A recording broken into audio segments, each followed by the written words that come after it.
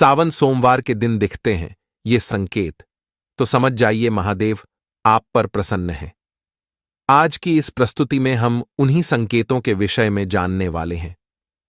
दोस्तों, एक समय की बात है, भगवान शिव और माता पार्वती कैलाश पर्वत पर बैठकर चर्चा कर रहे होते हैं।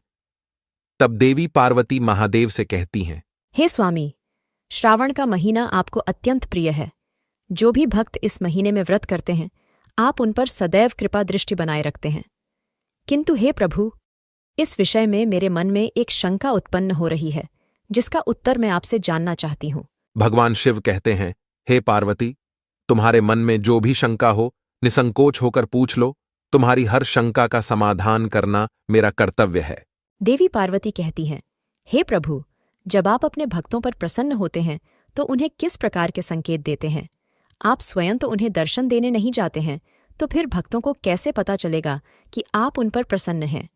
ऐसे कौन से दिव्य संकेत हैं जिनसे आपके भक्त समझ सकें कि आपने उनकी पूजा को स्वीकार किया है और आप उन पर प्रसन्न हैं?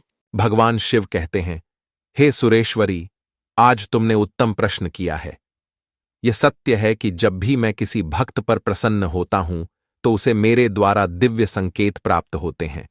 जब भी मेरा कोई भक्त सच्चे मन से मेरी पूजा करता है तो उस पर प्रसन्न होकर मैं उसे दिव्य संकेतों के द्वारा यह समझाने का प्रयास करता हूं कि मैं उसकी भक्ति से प्रसन्न हूं। हे देवी, उन दिव्य संकेतों के बारे में बताने से पूर्व मैं तुम्हें एक प्राचीन इतिहास सुनाता हूं। यह कथा पूर्वकाल में एक ब्राह्मण ब्रह्मदत्त की है, जो मेरा परम भक्त था। उसकी भक्ति से मैं अत्यंत प्रसन्न था और मैंने उसे कई संकेत दिए थे, परंतु वह उन्हें समझ नहीं पाया। इस प्राचीन कथा के माध्यम से तुम्हें यह पता चल जाएगा कि वे दिव्य संकेत कौन से हैं। आप मुझे वह कथा सुनाइए, मैं उस कथा को पूरा अवश्य सुनूंगी। आपके मुख से इस कथा को सुनना बड़े सौभाग्य की बात है। फिर महादेव देवी पार्वती को वह प्राचीन कथा सुनाते हैं। दोस्त, महादेव कहते हैं, हे पार्वती, अब तुम इस कथा को ध्यान से सुनो। प्राचीन समय की बात है। विराजपुर नाम की नगरी में ब्रह्मदत्त नाम का एक ब्राह्मण रहता था, जो मेरा बहुत बड़ा भक्त था। उसका आचरण पवित्र और साधारण था और वह प्रतिदिन शिवलिंग की पूजा करता था। उसकी भक्ति निःस्वार्थ थी और वह सदैव दूसरों की सहायता के लिए तत्पर रहता था। उसकी एक पत्नी और पुत्र थे जिनसे वह बहुत प्रेम करता था। ब्रह्मदत्त सदाचारी, गुणी, शास्त्रों का झाता था। वह नित्य शिव पुराण का पठन किया करता था। ब्रह्मदत्त महादेव के हर सोमवार के व्रत को करता था। वह शिवरात्रि के व्रत को निर्जला रहकर पूर्ण करता था। वह रोज मेरे मंदिर में जाता था, मेरी पूजा करता, साफ सफाई करता था, मंदिर में आने वाले भक्तों की सेवा करता था। इस प्रकार से ब्रह्मदत्त ने बड़ी ही सेवा और भक्ति करके मुझको प्रसन्न कर लिया था। महादेव कहते हैं, हे देवी, जो मनुष्य परोपकार करता है, प्राणियों पर दया दिखाता है, वह मुझे सबसे अधिक प्रिय होता है। ब्रह्मदत्त में वे सभी लक्षण थे जो मेरे सबसे प्रिय भक्त में होते हैं।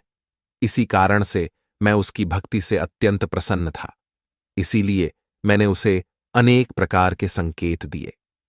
मैंने संकेतों के माध्यम से ब्रह्मदत्त को समझाने का कई बार प्रयास किया, किंतु वह मेरे द्वारा दिए गए संकेतों को दुर्लक्ष्य कर दिया करता था। महादेव कहते हैं, हे देवी, अब मैं तुम्हें उन संकेतों के बारे में बताता हूं जो मैंने ब्रह्मदत्त को दिए थे। सबसे पहला संकेत मैंने उसे चंद्रमा के स्वरूप में दिया था। प्रत्येक सोमवार की सुबह ब्रह्म मुहूर्त में ब्रह्मदत्त की नींद खुलती और वह आकाश में चमकते हुए चंद्रमा को देखता।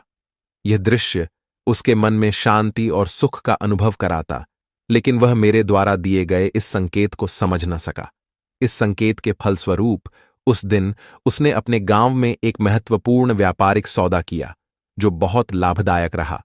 यह संकेत भगवान शिव का था कि ब्रह्मदत्त के जीवन में खुशियां आने वाली हैं और उसका भाग्य प्रबल होगा। महादेव कहते हैं, हे देवी, फिर मैंने उसे दूसरा संकेत सफेद नंदी के रूप में दिया।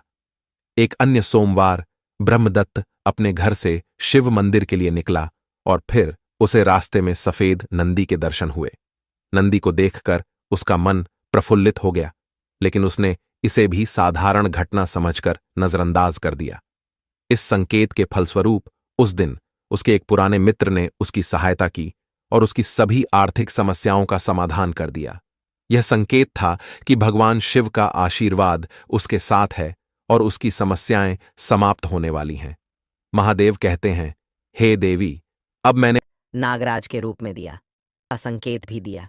अगले सोमवार को ब्रह्मदत्त ने मंदिर के पास एक वृक्ष के नीचे एक स्त्री और पुरुष को एकांत में बैठे देखा।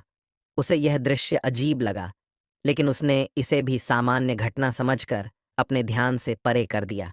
इस संकेत के फलस्वरूप उसी दिन उसके पुत्र का विवाह एक अत्यंत गुणी और सुंदर स्त्री से तय हो गया, जिससे पूरे परिवार में आनंद और खुशी का माहौल बन गया। दत्त ने एक गली में चलते हुए एक मिट्टी के घड़े को देखा, जिसमें दूध भरा हुआ था। उसने सोचा कि यह किसी व्यक्ति का गिरा हुआ घड़ा होगा और इसे नजरअंदाज कर दिया। इस संकेत के फलस्वरूप उसी दिन उसके व्यापार में अचानक वृद्धि हुई और उसे कई नए अवसर प्राप्त हुए। यह इतने संकेत देने के बावजूद भी वह ब्रह्मदत्त समझ नहीं पाया, तो मैंने उसे स्वप्न के माध्यम से एक रात ब्रह्मदत्त ने स्वप्न में त्रिशूल देखा, जो भगवान शिव का मुख्य अस्त्र है। यह संकेत था कि ब्रह्मदत्त के समस्त शत्रुओं का नाश हो जाएगा। उसने सपने में डमरू देखा, जो भगवान शिव के संगीत का प्रतीक है। यह संकेत था कि उसके जीवन में संगीतमय संतुलन और आनंद आने वाला है। इतने संकेत मिलने के बाद भी ब्रह्मदत्त भगवान शिव की माया को समझ नहीं पाया। ब्रह्मदत्त भगवान शिव के दर्शन के लिए व्याकुल था। उसके मन में महादेव के दर्शन करने की अभिलाषा थी और वह उनके दर्शन करने के लिए कुछ भी कर सकता था।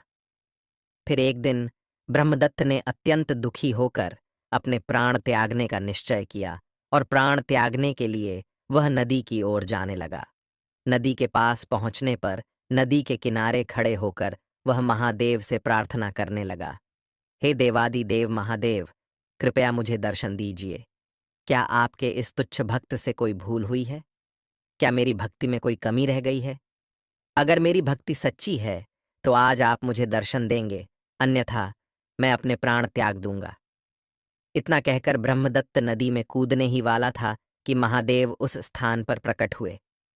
भगवान शिव ने प्रेमपूर्वक कहा, ब्रह्मदत्त, मैं तुम्हारी भक्ति से प्रसन्न हूं और मैंने तुम्हें अनेक संकेत दिए थे, परंतु तुमने उन्हें समझा नहीं। साक्षात महादेव के दर्शन करके ब्रह्मदत्त बड़ा प्रसन्न हुआ और उन्हें बारंबार नमस्कार करने लगा। उसकी आंखों से आंसू निकल रहे थे। ब्रह्मदत्त ने हाथ जोड़कर कहा, हे भगवान, मैं मूर्ख हूं, मैं अज्ञानी हूं, मैं आपके संकेतों को समझ नहीं पाया। कृपया इस तुच्छ भक्त को क्षमा कीजिए।